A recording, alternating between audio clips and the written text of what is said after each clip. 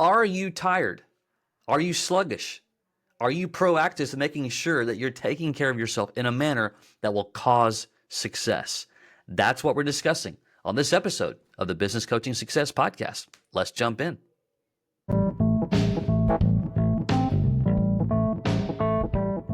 BJ O'Neill here with the Business Coaching Success Podcast. So glad you're here, where I share with you strategies, tools, and tips to be able to grow your business coaching practice to six figures and beyond as a Christian business coach. Let's jump in.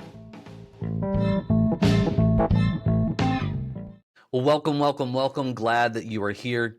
Fun conversation. We have a lot of conversations around the strategies about building a business coaching practice. We don't actually talk much about what we're going to talk about today. And here's my encouragement to you. I don't know where you are on your coaching journey. Perhaps you're just considering building a business coaching practice. Maybe that you've been doing it for a while. Don't discount taking care of yourself, your well-being. It literally is your number one business asset. I'm telling you. And I talk to a lot of coaches and what we do. We have a coaching network at this season right now, 85 plus coaches around the country. And, everybody's different about how they approach, how they take care of their well-being. So I'm going to give you several things to think about. And my encouragement to you, and I want to not just encourage you, I want to push you, I want to challenge you, especially if you're rolling your eyes at this moment, because I've seen it before, like, oh, I know, got to do better, da-da-da-da. I want you to listen. Especially if you're, if you're a plus 40 years old, 45 years old, look, we all know the body begins to get older, and things aren't as simple as it used to be. We're not 21 anymore. You can get away with a lot of stuff when you're 21, 22, 25. Can't do it when you're 40, 45, 50, 55, 60, and so on. And so last night, I'm a huge pizza fan. All right. Now I'm a pretty good, do pretty well in taking care of myself, or try to at least. And there's a reason for that we'll talk about in a moment. But there's no doubt that I love pizza. So some buddies of mine, we get together once a month or so, sometimes twice, but definitely once a month, and we try out a new pizza place. And we have a good time. We spend hour and a half or whatever, just talking. These are guys that are in my small group from church. And so last night we went to a place, a New York style pizza, and bottom line, transparency, I ate too much, way too much. And I woke up this morning and I felt it. The first thing that popped out of my mouth that I wanted to grab and put back in was like, oh man, I am tired. I don't like feeling that way. I know what it does to my productivity. I know what it does to my day. I don't enjoy it. And so these were big slices of pizza, and I just had too much. Now, I had planned for it this week. I ate really, really well all week long up until this point, and I was planning for it. So I'm okay with that. And I'm the way that we eat, that's okay to have a day like that where you're going to have a meal in that manner. However, I overindulged, and now I'm paying a price. And that's kind of what I want to bring to you, because I hear it a lot. Hey man, how you doing? Oh man, tired. Are you? It's 2:00 in the afternoon. Why are you already tired? Oh man, hey man, how you doing? I'm worn out. It's 9 a.m. Like, how are you worn out? Now, I know there's outliers in life, but the bigger question is, what are you doing intentionally to be energetic? And do you realize how that connects to being successful as a coach? Because here's the reality. You cannot be at your best. God created your body. He created your mind, but he gave you the responsibility to take care of it. As Christ followers and as a faith-driven business owner and a coach, you need to understand your responsibility. And if you want energy, if you want people to go, man, I love being around them, they're always just full of energy, whatever. Well, you can't do that when you're constantly sluggish and you're constantly tired. Here's a few things I want to consider you to consider. You may already know these. And if you already know them, then my encouragement and my challenge, I told you I wanted to challenge you. My challenge to you, are you doing them? Right? If you don't know them, guess what? You're learning something today. Good for you. That's good, right? The first one is your fuel tank. All right? The nourishment your body or rather to nourish your body for sustained energy. So the question is, are you overindulging in constant processed foods? Those are like an absolute bell ringer to just crush and make you crash and feel like crap. All right? So you got to think beyond quick fixes. Perhaps you over caffeinate. All right? I get it. You know, caffeine, people love caffeine, it brings them up. But think about what it does with the crash. That's the beyond the fix part. I'm a fan of just one a day, a cup of coffee. I actually use or drink mushroom coffee. It's very good. It doesn't make me feel bloated the way coffee does. It doesn't give me the jitters. I'm just not a huge fan of caffeine. I don't drink soda of any kind or water throughout the rest of the day. I have a couple of energy powder type stuff that we use for if I want some flavor. But the bigger thing is don't over caffeinate. If you're drinking coffee all throughout the day, you are going to crash 2 to 3 times a day, and that's going to make an impact. You can't be the highest version of yourself. Whole foods. Again, this is basic nutrition, but you need a balanced diet. And I'm not trying to shame you. I'm trying to challenge you and encourage you, right? So look, God created food. And I understand that we live in a very politically fired up environment of what's in the foods. It's awful, truthfully. But you need some legitimate nourishment, fruits, vegetables, lean protein, whole grains. Those are the things that give you constant and consistent energy. Now, if you do it right, you can have a night where you're going to just blow it all on 3 slices of very large pizzas, and you're going to be just fine. But if you're having a burger the next day, more pizza the next day, 4 Dr. Peppers or whatever, you're killing yourself. It is not good for you. Obvious, hydration. Okay, you can look it up for yourself as to what you need to drink every single day in terms of the amount or volume. I typically drink around 72 ounces of water. And guess what? Not to be weird with you, but I am in the restroom all the time.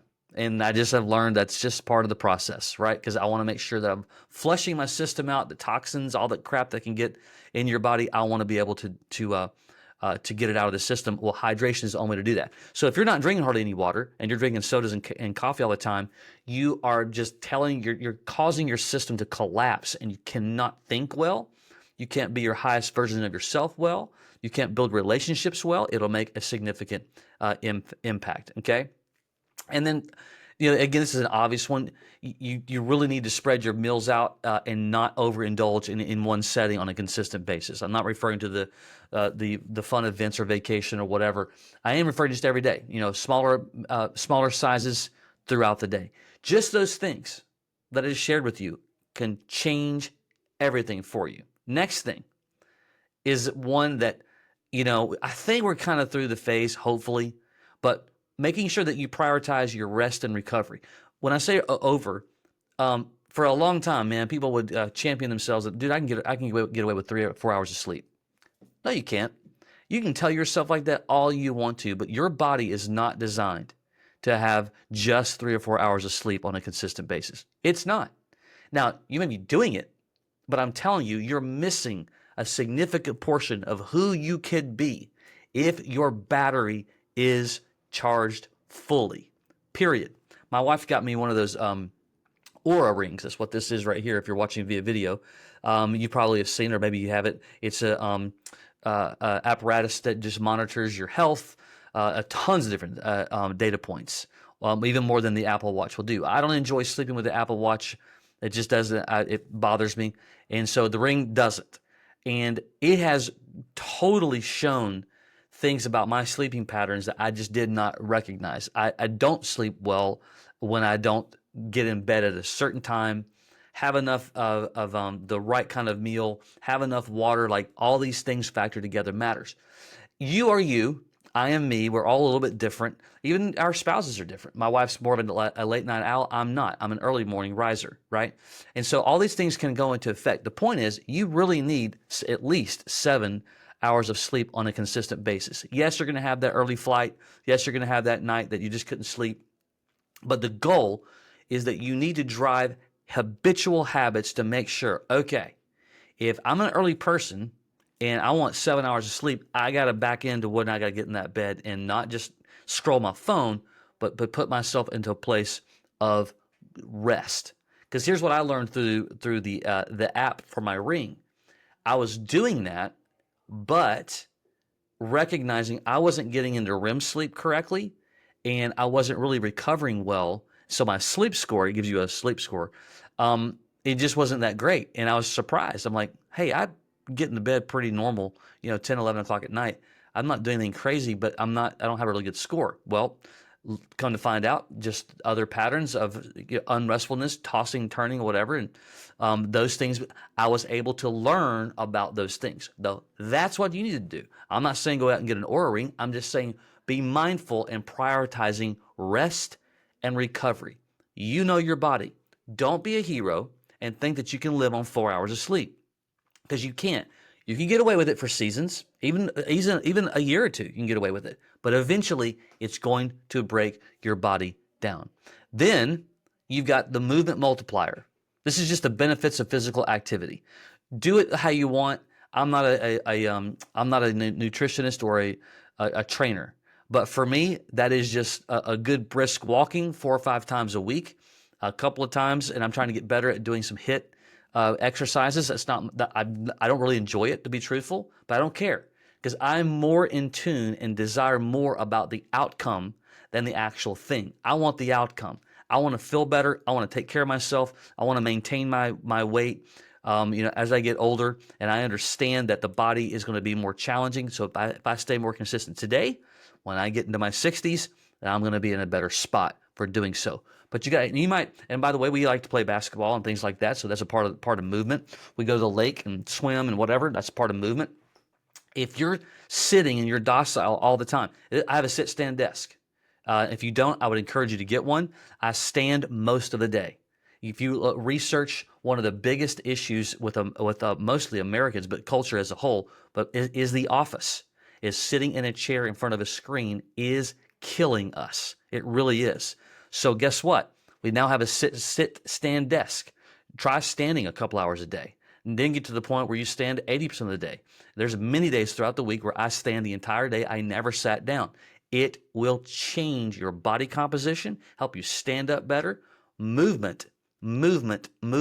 Consider yourself, even in basic small ways, your body should stay in motion. Don't be a couch potato. Then the last one, and this is one I think is important. You should view, from a mindset perspective, you should view your body as a gift from the Lord and honor it. It's been given to you. And I mentioned this earlier in our first key, but this is the part where you have to take self-care serious.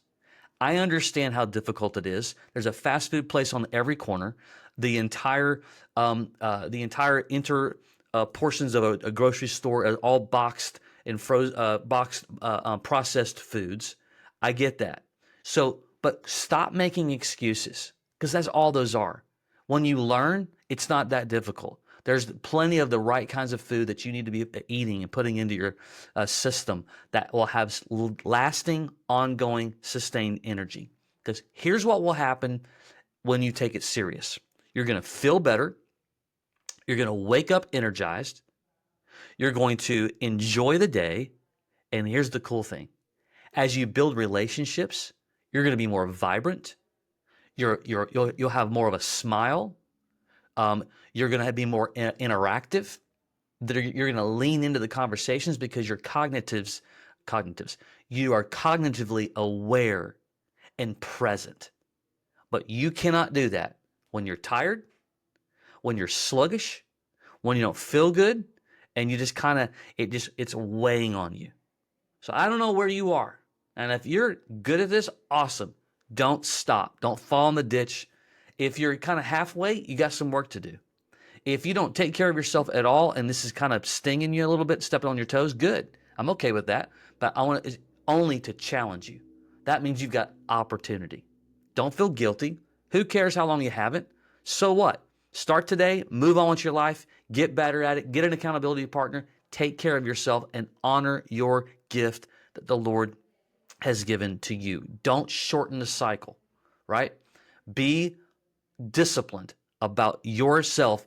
And from a business perspective, recognize how what we talked about, taking care of yourself, self-care through nutrition and sleep and activity and whatnot, how that connects to growing your business. Okay? If this means something to you, you're considering starting a business coaching practice, and you're like, you know what, I don't have the tools and resources, and you're just interested in what we do by providing a done-for-you solution, you can go to businesscoachmastery.com. That's businesscoachmastery.com. There's some information that you can get there.